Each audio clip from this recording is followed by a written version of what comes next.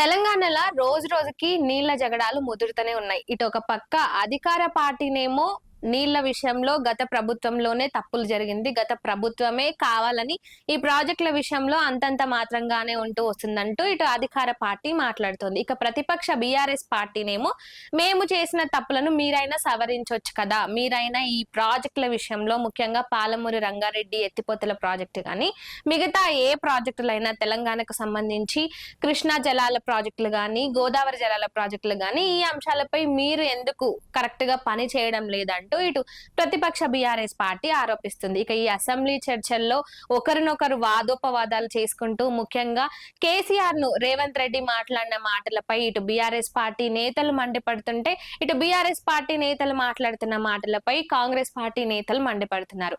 ఇక కేసీఆర్ గురించి రేవంత్ రెడ్డి మాట్లాడుతూ కేసీఆర్ హరీష్ రావును ఉరి తీసినా ఎలాంటి తప్పు లేదు అంటూ చేసిన వ్యాఖ్యలపై ఇటు కల్వకుంట్ల కవిత కూడా ఫైర్ అయ్యారు. 100% వాస్తవం.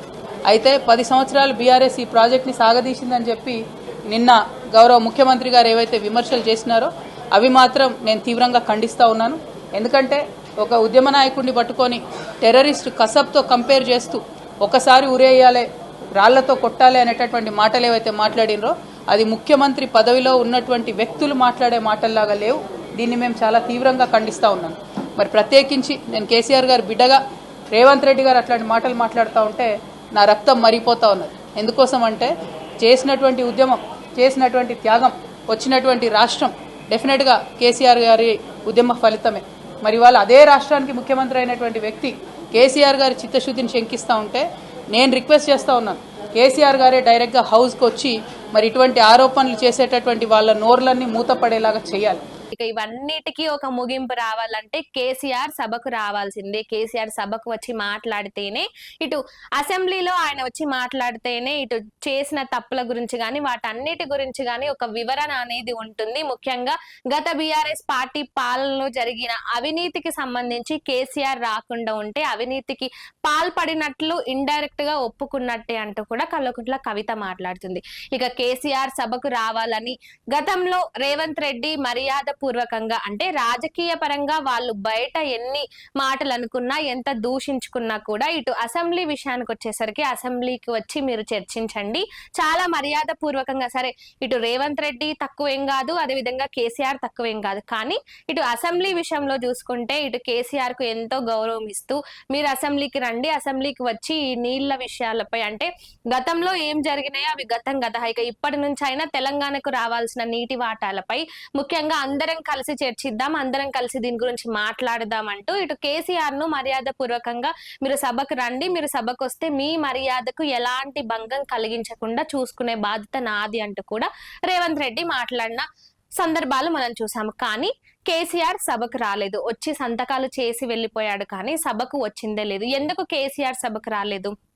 ఒకటి, ఏం మాట్లాడినా నన్ను అవమానిస్తారనే ఒక అనుమానంతో రాలేదా, లేదంటే ఏం వాళ్ళు అడిగే ప్రశ్నలకు సమాధానం చెప్పలేక కేసీఆర్ రాలేదా?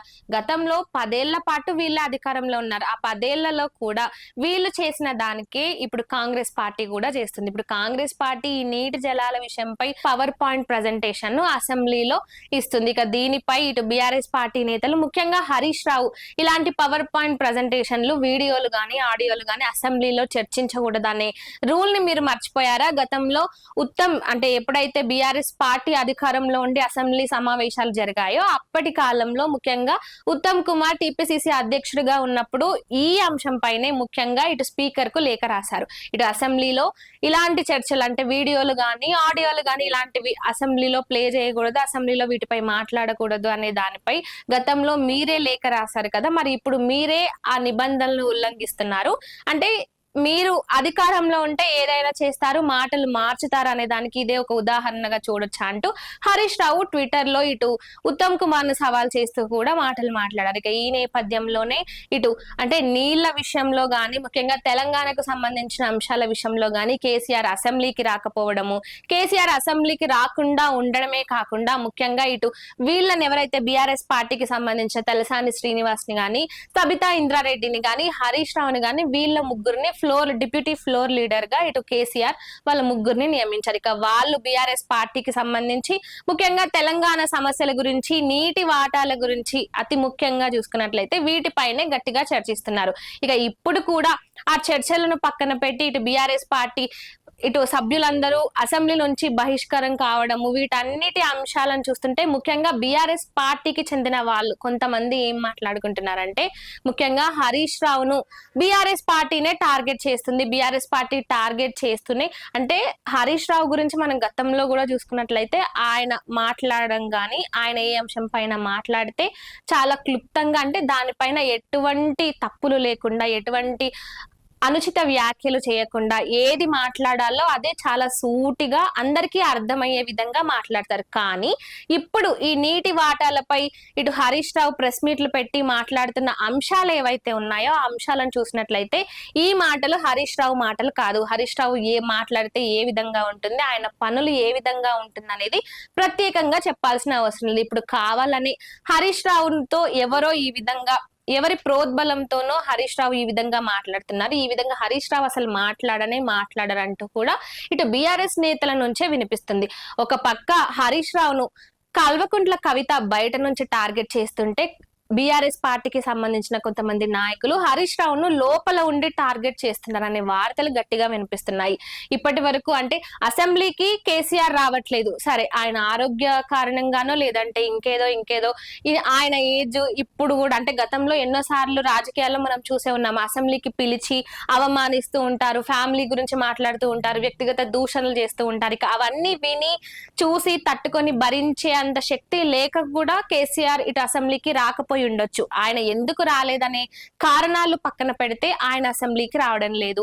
ఇక బీఆర్ఎస్ పార్టీకి సంబంధించిన నేతలు కూడా ముఖ్యంగా ఇప్పుడు అసెంబ్లీలో ఏదైతే సమావేశాలలో గట్టిగా చర్చించాల్సింది పోయి ఈ విధంగా ఇటు అసెంబ్లీ నుంచి బయటకు వెళ్లిపోయి ధర్నాలు చేయడం, ఇలా చేయడం ఎంతవరకు కరెక్ట్? ముఖ్యంగా ఇటు బీఆర్ఎస్ పార్టీకి చెందిన వాళ్ళైనా, కాంగ్రెస్ పార్టీకి చెందిన వాళ్ళైనా, ఎవరికైనా సరే ప్రజలు నమ్మి ఓట్లేసి వాళ్ళకు ఒక ఎమ్మెల్యే పదవిని ఇచ్చినప్పుడు ఆ పదవికి న్యాయం చేయాలి కదా. అసెంబ్లీకి వచ్చి సంతకాలు చేసి వెళ్ళిపోవడము, లేదంటే ఏదో రావాలి అన్నట్టుగా నామమాత్రానికి వచ్చి వెళ్ళిపోవడము, ఈ విధంగా చేస్తున్నారు. ఇక ముఖ్యంగా హరీష్ రావు గురించి మాట్లాడాల్సి వస్తే, హరీష్ రావు పై ఇప్పుడు ఈ నీళ్ల వివాదంలో ముఖ్యంగా ఇటు బీఆర్ఎస్ పార్టీ మొత్తాన్ని తన భుజాలపై వేసుకొని మాట్లాడుతుంది ఎవరైనా ఉన్నారంటే అది హరీష్ రావే.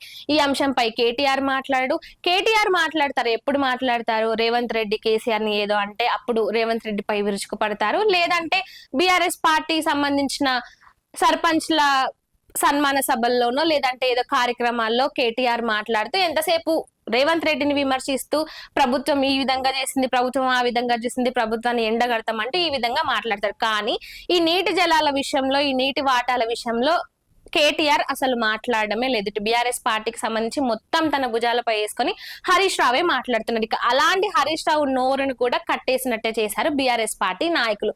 ఇటు అసెంబ్లీలో ఎంతో కొంత బీఆర్ఎస్ పార్టీని వెనకేసుకొస్తూ, బీఆర్ఎస్ పార్టీ సరే గతంలో మేము తప్పులే చేసింటాము, మరి ఇప్పుడు అధికారంలో ఉన్న పార్టీ ఏం చేస్తుంది, ఇప్పటికైనా వాటిని సవరించవచ్చు కదా అంటే ఏదో ఒక విధంగా హరీష్ రావు తనకు వచ్చినట్టు తన సామర్థ్యం ప్రకారం ఆయన ఇటు బీఆర్ఎస్ పార్టీని వెనుకేసుకుంటూనే వస్తున్నారు. ఇక అలాంటి ఆయన నోరును కూడా కట్టేస్తూ ముఖ్యంగా బీఆర్ఎస్ పార్టీ హరీష్ రావును టార్గెట్ చేస్తూ హరీష్ రావుకు వెన్నుపోటు పొడుస్తుందంటూ ఇటు బీఆర్ఎస్ పార్టీలో ఉండే వాళ్ళే మాట్లాడుకుంటున్నారట.